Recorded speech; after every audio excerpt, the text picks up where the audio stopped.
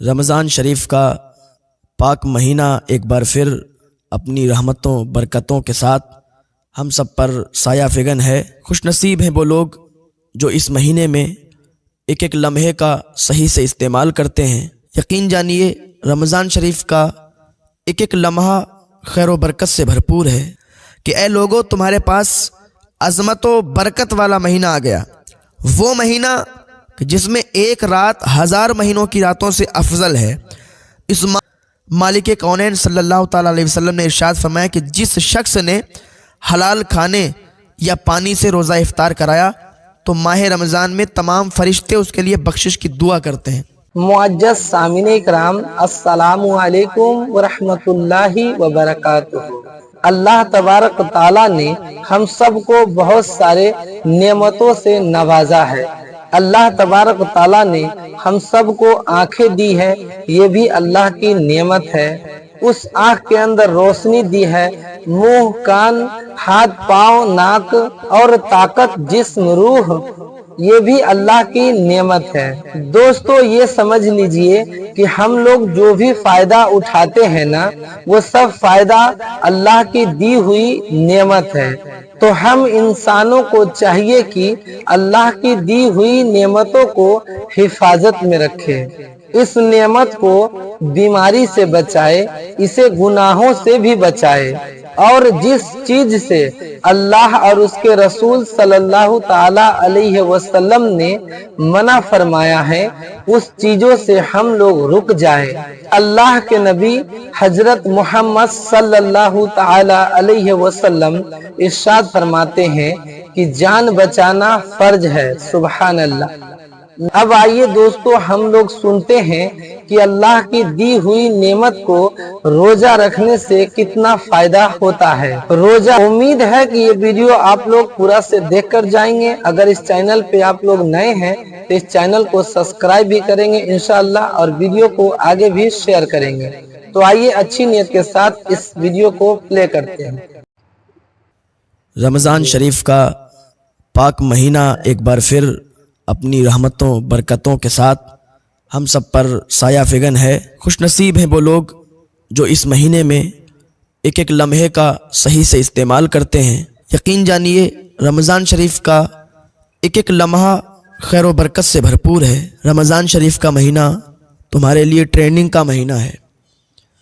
نمازوں کی پابندی، نوافل کی پابندی، روزوں کی پابندی، تلاوت قرآن، ذکر کی مصروفیات، یہ سب ہمارے ایمان کو تازگی بخشتی ہیں اور ہماری روح کو پاک کر کے آنے والے 11 مہینوں کے لیے یہ تیار کرتی ہیں۔ یہ مہینہ محض سستا ثواب بٹورنے کا مہینہ نہیں ہے، بلکہ ایک انقلابی مہینہ ہے جو دلوں کو روحانیت کی طرف پھیر دیتا ہے۔ ہمیشہ کے لیے اپنے اندر تبدیلی لانے کا مہینہ ہے، دلوں کو پاکیزہ بنانے کا مہینہ ہے، روح کو دنیا کی تمام نفسانی خواہشات سے پاک کرنے کا مہینہ ہے۔ رمضان کا مہینہ اس لیے آتا ہے کہ امت مسلمہ میں ایک نئی روح پھونک دے۔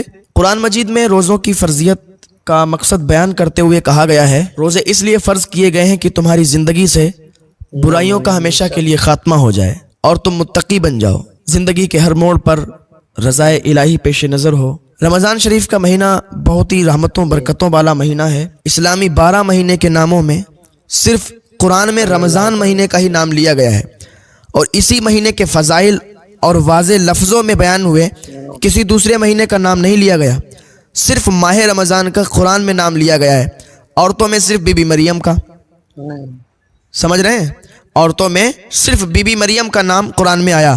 صحابہ کرام میں صرف حضرت زید بن حارثہ کا نام قرآن میں لیا گیا، جس سے ان تینوں کی شان اور عظمت معلوم ہوتی ہے۔ رمضان میں 5 حروف ہیں، را، میم، ضاد، الف، نون۔ کیا ہوا؟ رمضان۔ را سے رحمت الہی، میم سے مراد محبت الہی، ضاد سے مراد ضمانت الہی، الف سے مراد امان الہی، نون سے مراد نور الہی۔ اور رمضان میں 5 خصوصی عبادتیں ہوتی ہیں: روزہ، تراویح، تلاوت قرآن، اعتکاف اور شب قدر کی عبادت۔ تو جو کوئی سچے دل سے یہ 5 عبادتیں کرے وہ ان 5 انعام کا مستحق ہے، یعنی رحمت الہی اس کے قدموں کا بوسہ لے گی، محبت الہی اس سے اس کا دل سرشار ہوگا، میدان قیامت میں اللہ اس کا ضامن ہوگا، محشر کے تمام خوف سے وہ امن و امان میں ہوگا، مرنے کے بعد اس کی قبر میں نور ہی نور ہوگا۔ سبحان اللہ۔ تو رمضان کا مہینہ بے شمار فضائل اور برکات کا حامل ہے۔ اس ماہ کی بزرگی اور عظمت کا اندازہ اس بات سے بھی لگایا جا سکتا ہے کہ اللہ نے اپنے بندوں کی ہدایت کے لیے قرآن کا نزول اسی مہینے میں کیا۔ حضرت سلمان فارسی رضی اللہ تعالیٰ عنہ سے روایت ہے، وہ روایت کرتے ہیں کہ حضور نبی کریم صلی اللہ علیہ وسلم نے ماہ شعبان کے آخری دن واعظ فرمایا کہ اے لوگو، تمہارے پاس عظمت و برکت والا مہینہ آ گیا، وہ مہینہ جس میں ایک رات 1000 مہینوں کی راتوں سے افضل ہے۔ اس ماہ کے روزے فرض کیے، جو کوئی اس ماہ میں نیکی کا کام کرے تو اسے ایک کے بدلے میں 70 نیکیاں دی جائیں گی۔ فرمایا اس مہینے میں نیکیاں بڑھ جاتی ہیں، اعمال کی کھیتی ہری بھری ہو جاتی ہے، جیسے کہ ہر چیز کے لیے بڑھنے پھلنے اور پھولنے کا ایک موسم ہوتا ہے۔ موسم برسات کا ایک موسم ہے، اس میں جب بارش ہوتی ہے تو زمین اور کھیتیاں ہری بھری ہو جاتی ہیں۔ اس طرح اس ماہ میں رحمت الہی کی بارش ہوتی ہے، جس سے اعمال کی کھیتیاں سرسبز و شاداب ہو جاتی ہیں، نیکیاں بڑھنے پھلنے پھولنے لگتی ہیں۔ موجودہ حالات میں ہم دیکھتے ہیں کہ بڑی بڑی کمپنیاں سال میں ایک آدھ بار کچھ آفر نکالتی ہیں۔ دیکھیے موبائل کمپنیاں جو ہیں کچھ اسکیمیں اور آفرز نکالتی ہیں کہ 70 کا بیلنس کرواؤ، 80 کا بیلنس کرواؤ تو 90 ملے گا، 70 کا کرواؤ گے تو 80 ملے گا، 90 کا کرواؤ گے تو 100، یا اسی طریقے کی جو بھی آفرز ہوتے ہیں نکالتے ہیں۔ تو ان تجارتی آفر سے فائدہ اٹھانے میں ہر کوئی لگا ہوا ہے، مگر افسوس ہے کہ ہم اس شاندار اور عظیم خدائی آفر سے بے خبر ہوتے ہیں جو اللہ رب العزت کی جانب سے ہمیں رمضان کی شکل میں عطا کیا گیا ہے۔ اس مہینے میں ہر اچھے کام کا اجر و ثواب صرف 2 گنا ہی نہیں بلکہ 70 گنا بڑھا دیا جاتا ہے، 70 گنا بڑھا دیا جاتا ہے، اور اس سے بھی زیادہ اگر اللہ چاہے تو ایک کے بدلے میں 700 اجر و ثواب عطا فرمائے۔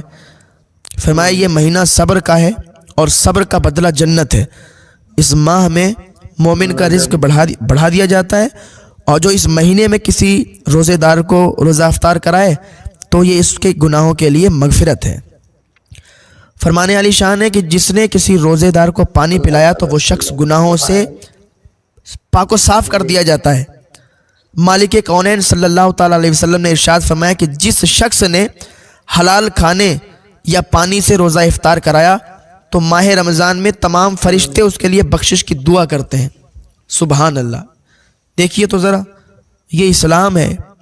اور حضور فرماتے ہیں یہ وہ مہینہ ہے جس کا پہلا عشرہ 10 دن رحمت کا ہے، اور دوسرا عشرہ 10 دن مغفرت کا ہے، اور تیسرا عشرہ جو ہے آخری والا عشرہ 10 دن کا عشرہ ہوتا ہے تو یہ جہنم سے آزادی کا ہے۔ علماء کرام فرماتے ہیں یوں تو پورا رمضان عظمت اور رحمت خیر و برکت کا ہے، مگر اس ماہ کا آخری عشرہ بے شمار خصوصیات کی بنا پر بڑی اہمیت کا حامل ہے۔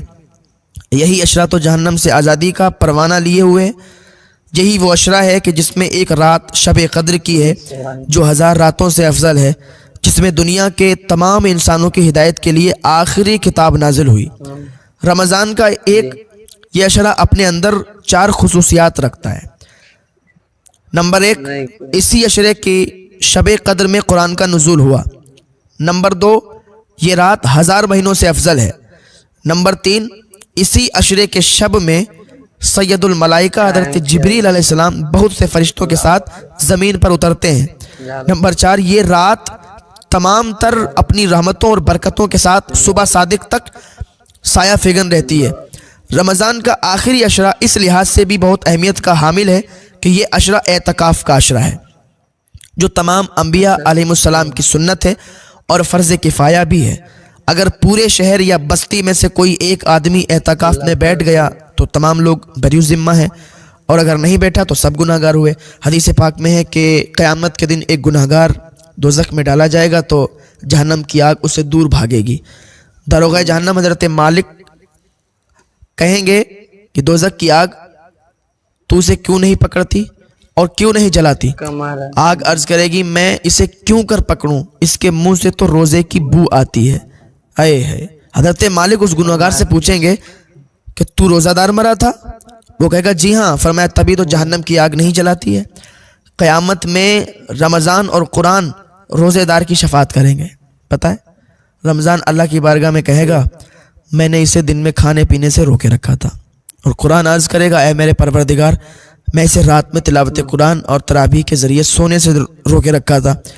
اللہ تعالیٰ رمضان اور قرآن کی شفاعت قبول کرے گا اور روزے دار کی بخشش کرے گا اور جنت عطا فرمائے گا۔ فرمایا من صام رمضان ایمانا و احتسابا غفر له ما تقدم من ذنبہ، جو شخص ایمان اور اخلاص سے روزے رکھے اللہ اس کے پچھلے گناہ بخش دیتا ہے۔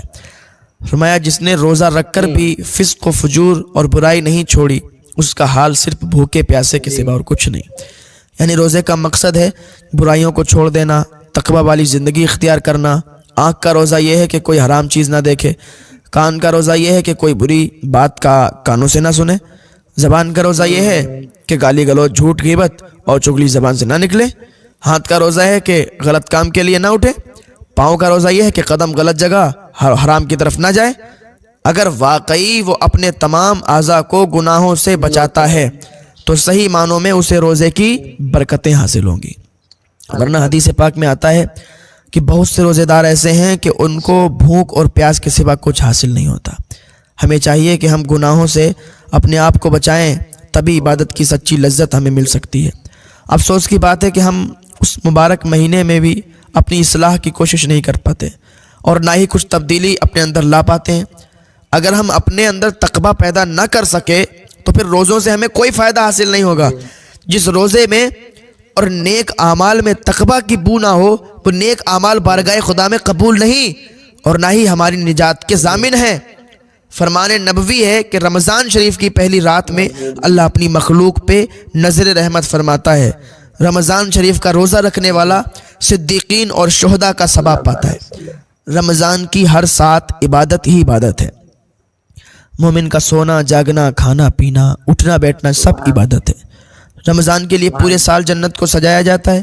رمضان ہی میں جنت کے 8 دروازے کھول دیے جاتے ہیں، جہنم کے 7 دروازوں کو بند کر دیا جاتا ہے اور جنت کے 8 دروازوں کو کھول دیا جاتا ہے اور شیاطین کو زنجیروں میں جکڑ دیا جاتا ہے۔ شیطان انسان کا کھلا ہوا دشمن ہے کہ نہیں ہے؟ کھلا ہوا دشمن ہے، اور وہ انسان سے ہر وہ کام کروانے کی کوشش کرتا ہے جو انسان کو اللہ سے دور کر دے۔ اور صرف شیطان ہی انسانی دشمن میں اکیلا نہیں ہے بلکہ ارباب خبیثہ اور جنات سے ایک گروہ اس کے ساتھ ملا ہوا ہے جنہیں شیاطین کہا جاتا ہے۔ شیاطین کے اس گروہ کو اتنی طاقت حاصل ہے کہ وہ بیک وقت دنیا میں ہر انسان کو دینی حق سے غافل کرنے کے لیے پورا زور لگاتا ہے۔ انسانی نفس اور خواہشات پر قبضہ کر کے انسان کو راہ حق سے گمراہ کرنا شیاطین کا سب سے بڑا حربہ ہے۔ مگر رمضان المبارک کی اتنی فضیلت ہے کہ اس مہینے میں شیاطین کے گروہ کو زنجیروں میں جکڑ دیا جاتا ہے کہ انسانوں سے برائی سرزد نہ ہو۔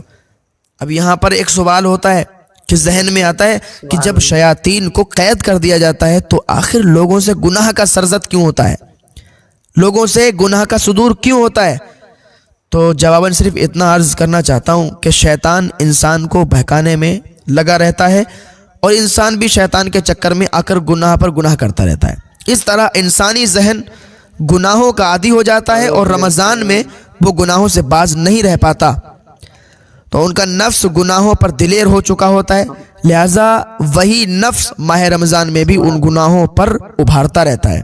اسی طرح رمضان کے مہینے میں جو برائی ہوتی ہے وہ انسانی نفس امارہ جو شیطان کی آماجگاہ خصوصی نشست ہے اس کے ذریعے ہوتی ہے۔ فرمان عالی شان ہے کہ 3 آدمیوں کی دعا رد نہیں ہوتی، ایک عادل اور انصاف پسند بادشاہ کی، دوسرے روزہ دار کی اور تیسرے مظلوم کی۔ ارشاد ہوتا ہے کہ میں تیری مدد ضرور کروں گا، چاہے کسی کی مصیبت سے دیر ہی صحیح، کسی مسئلے سے دیر ہو جائے، مگر مجھے اپنی عزت و جلال کی قسم میں ظالم کو سزا ضرور دوں گا اور مظلوم کی مدد کروں گا۔ حدیث مبارکہ میں آیا ہے کہ افطار کے وقت دعا رد نہیں کی جاتی، اب دعا میں تاخیر ضرور ہوتی ہے، تو اس سے ذہن میں یہ بات آتی ہے کہ دعا آخر قبول کیوں نہیں ہوتی جبکہ حدیث میں قبولیت دعا کی بشارت آئی ہے؟